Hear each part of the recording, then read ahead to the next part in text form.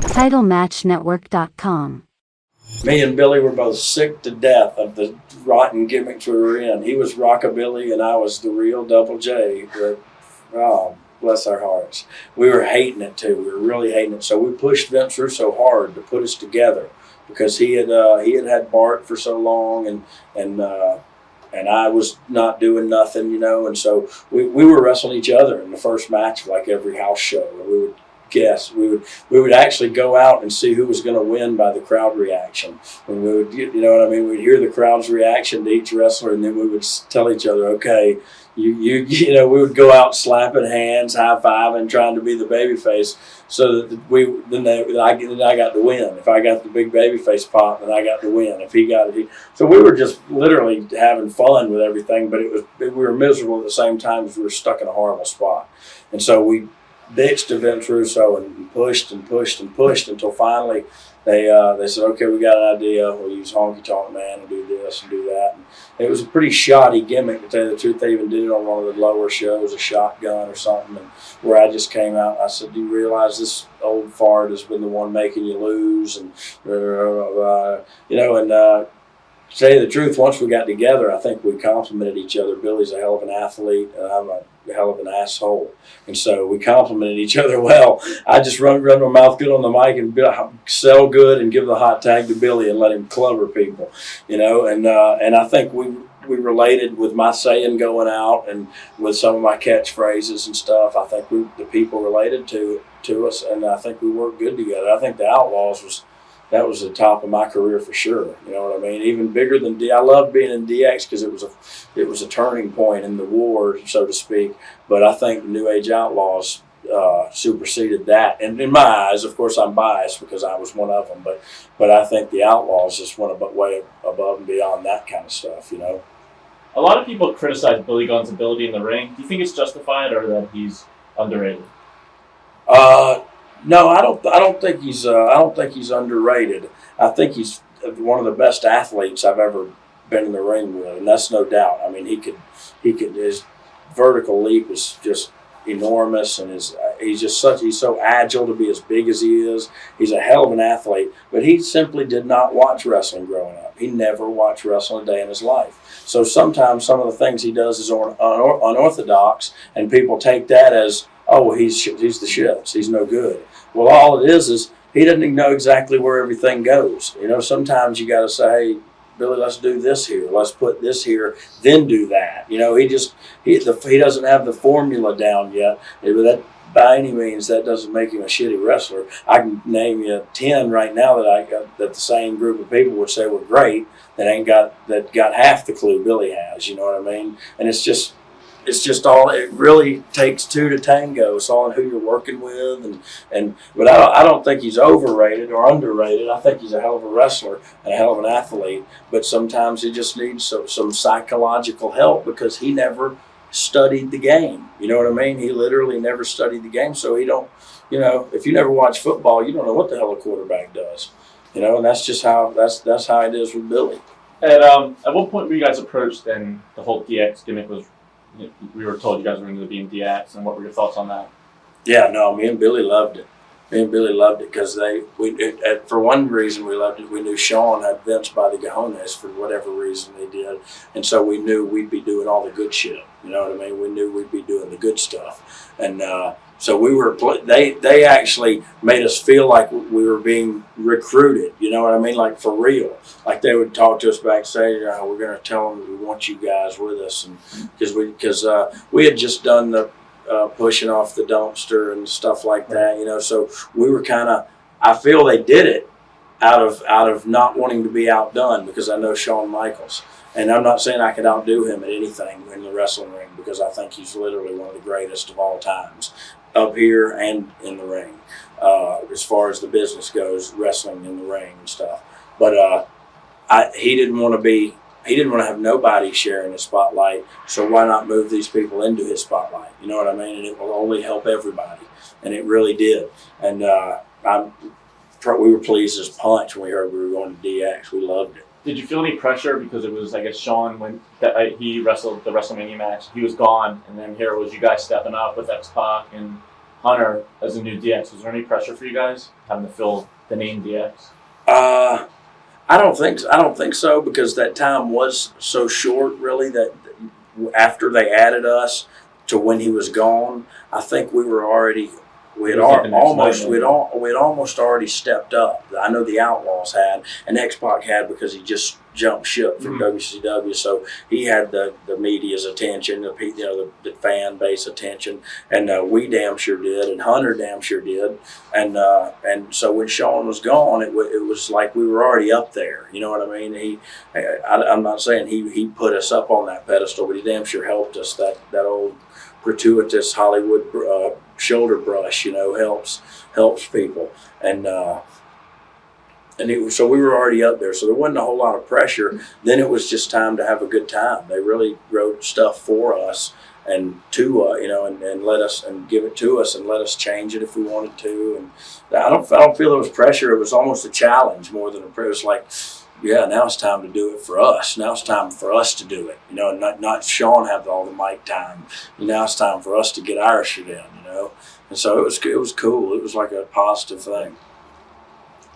To tell you the truth, that was one of my biggest gifts, was my gift of gab. That was the only thing I could take good bumps, and I can run my mouth. So I figured I better utilize that. As soon as we heard our entrance music for the first time, me and Brian Lee, I don't know if you remember his, the Underfaker, and a couple of guys, the Harris twins, and a couple of guys used to say, "Oh, you didn't know? You better call somebody," just in the back, just messing around. So the first time I ever heard my music, it went that down, and then there was a pause, and it just seemed perfect to it was like a saying going around at the time. It was, "Oh, well, you didn't know? You better call somebody," or something, So I just heard that music for the first time, and then we kept saying that, and then about the third or fourth time I realized, something will fit in between those pauses, the guitar riff pauses there. And I added that, "Oh, you didn't know, your ass better call somebody." And then I would just run my mouth going down to the ring. I'd try to think up a little something about wherever we were at, and then, of course, I stole Michael Buffer's stuff just right out and made it my own. As long as you make it your own a little bit, you add your own seasoning. It's not Emerald Lugossi's meal anymore, you know what I mean? You add your own stuff, then it's your own. So I just stole the holding of the champion of the world from Buffer and added my own stuff, about Degeneration X. It just came natural to me, and the people obviously dug it because it came natural to them too. And man, you would see, no matter how, even in the latter years of the Outlaws, you would see them people still hollering that as loud as they could. People got into that, and that turned me on big time. I dug that, because you got 25,000 plus just hollering exactly what you're hollering, just and into it as much as you, because I got into it every time. I can't think of one time I didn't go out there and that was my most energetic part of the match. To me, I'd be blown up after that because I'd get into it so hard, because the people are coming with you, and hell, you got to lead them, and they're coming louder than you, and so you just really have to get into that part. And then, of course, Billy's 2 words. I never seen a more energetic suck it out of anybody in my whole entire life than Billy Gunn, man. He would give it to you. He looked like he was about to have an aneurysm. He'd be all jacked up, veins sticking out. Suck it. I loved it. Was there any jealousy in the back when you guys really started to take off? Before DX even? I don't think so. I think if there was any, we probably provoked it. You know what I mean? We would, because just by ribbing people, or Billy was the worst. Billy would be pretty brutal on ribbing people about we were a lot better than them, or stuff like that. I don't think they were jealous as much as they just thought Billy was an asshole.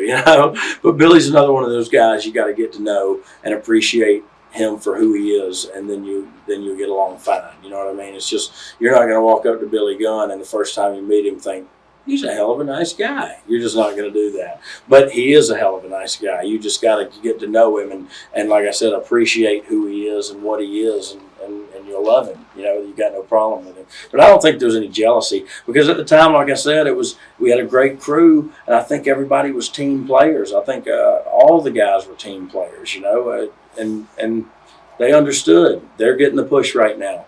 I'll play my role, and maybe 6 months from now I'll get my push. You know what I mean? It wasn't a dog eat dog thing. It was like ride the wave, man. It's going good. Just do what you're told and let's do it. You know, who cares who's on top?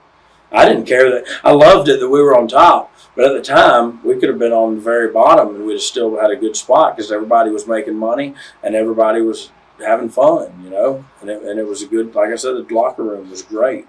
It wasn't like work. It was like getting paid great for going on vacation, you know. What are your thoughts on when they decided to bring you and Billy up and do the singles program? Yeah, I didn't like that a bit. Like I said before, I didn't think I was credible enough as a singles wrestler. I just didn't think I was. I didn't think I could cut the mustard.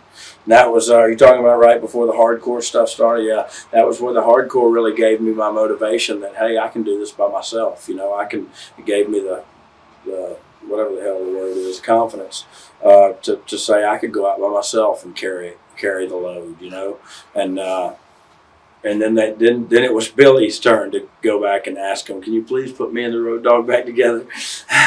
And then I got fired. So, how was the decision made to put you and Billy back together? We just begged to get back together. I mean, I was already out of the hardcore thing, and he was supposed to get a big babyface push, you know, big blonde-haired Luger-like, you know, babyface push, and he didn't really succeed. He didn't really get over that much, and I don't know. I mean, we go back to his limitations in the ring, or is he, you know, overrated, underrated? But I don't know what the problem was there. I don't think they shoved him like they shove some people. You know, if they give friggin' Crash Holly the Rocky shove, Crash Holly's going to be the next Rocky. Right. You know, it's all in the shove. I mean, you got to take the ball and run with it, no doubt about it. But it's all in the shove as well. You gotta have them behind you. You can't do it by yourself. You know, you got to have packages made on you every week, and all the dolls are you and all the. You know, you got to be shoved down the people's throat literally before they'll swallow you and stomach you, and so. I don't think he got the right shove, and I'd gotten out of the hardcore thing, and I was just doing singles trash. It wasn't no good working with Chyna and stuff like that. It wasn't any good for my character. From my point of view, it wasn't anyway. So we kind of just went back in there and begged and said, please put us back together.